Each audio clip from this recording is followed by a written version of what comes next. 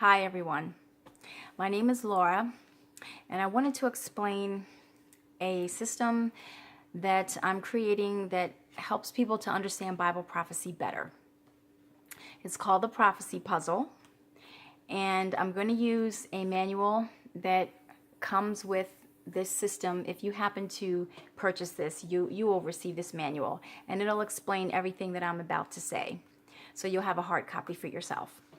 The website is prophecypuzzle.com, and this poster board I've just kind of glued the cards on so that you could see them, how they line up and how the system works.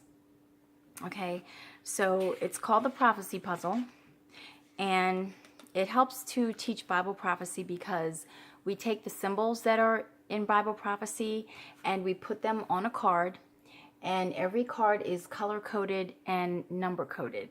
Okay, so I'll explain that system as well. So basically the problem with Bible prophecy is that people are so confused by it. There are so many different interpretations.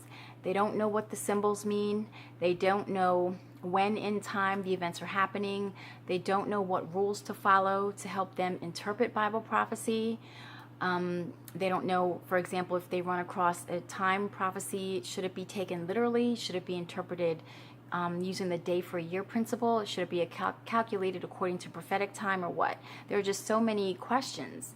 So people they make a lot of connections without using biblical principles, and they come up with various theories, and we're just so confused. And people have lost confidence in their ability to even be able to understand Bible prophecy with any confidence or certainty, because it's just people just use any kind of rules that they want to.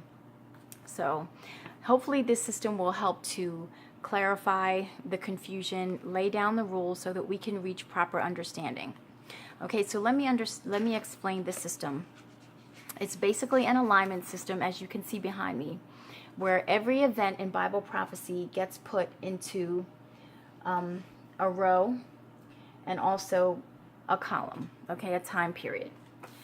So we talked about why prophecy is confusing.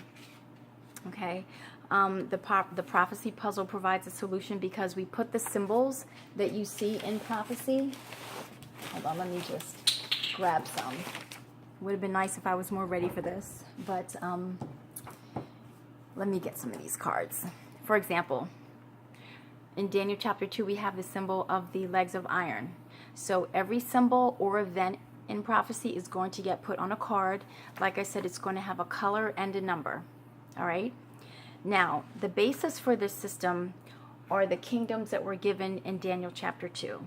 If you are familiar with Daniel chapter 2, you know that it's very simple, and we're given 4 kingdoms. Each of those kingdoms is comprised of a metal, and that metal, the color of that metal, is what I used as the background for every card. So, for example, in Daniel chapter 2, the kingdom of Babylon is stated to be gold. Okay, so any card, any event that's happening in prophecy in Daniel or Revelation, if it occurs during the kingdom of Babylon, it's going to be put on a gold card, and it's going to be given the number 1, because that's the first kingdom of apocalyptic prophecy. Apocalyptic prophecy is the long-range prophecy that goes until the end of Earth's history. Okay? And it starts with Babylon. Okay, so any event that happens in Medo-Persia, which is the next kingdom that arises after Babylon, that will be put on a silver card, because Medo-Persia is the silver kingdom, and that will be given a number 2.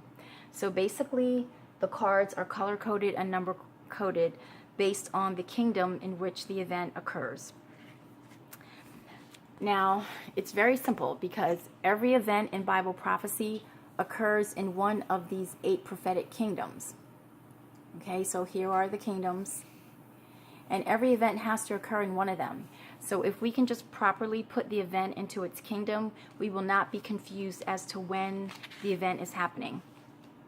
Okay, now, so that's the basis for it. The basis is that these events are based on the kingdoms, because that's what God gave us as the template in Daniel 2. Now, why does the prophecy puzzle work? This is important. The prophecy puzzle works for 2 main reasons. One is because we are given prophecy in a method that is known as historicism, or that's how we interpret it in a historicist method. Basically what that means is that when God gives us prophecy, one event occurs and the next event occurs right after that without gaps. And that's very important that there are no gaps. Because if one event stops and then the next one begins right away, then we can put the card right next to the card in front of it. There are no gaps between Babylon and Medo-Persia. There are no gaps between Medo-Persia and Greece, and so on. So because there are no gaps, we can lay the cards out across, forming a row with no gaps in it. I'm thinking, like, if this thing falls on me right now or these cards start coming off, it would be totally embarrassing. Okay, so this is fragile right now. Okay, so that allows us to form the rows going across. Now the columns form because as we keep on putting the rows across, I mean, the columns are naturally going to form, okay? And the columns are the time periods. So we can not only study this puzzle going across based on the prophecies, but we can also study each time period individually going down by taking all of the cards of the same color, gathering them together. Say, for example, maybe all of the brass colored cards, which would represent the kingdom of Greece. And when we put all the cards together, then we'll know all the events that happened in the kingdom of Greece. Let me see if I can angle this so that you can see a little more downward to this. You can see how it includes Daniel chapter 7.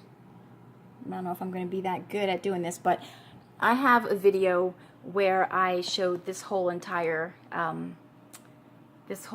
poster board with all these cards. So it has chapter 2 and chapter 7. It also has the map cards, so you know where certain events are happening on the globe. It also has starting date cards, so you know when these events occurred. And on the back it has historical information like what battle occurred that caused one kingdom to overtake the next kingdom. Okay, so we can study the time periods going down. All right.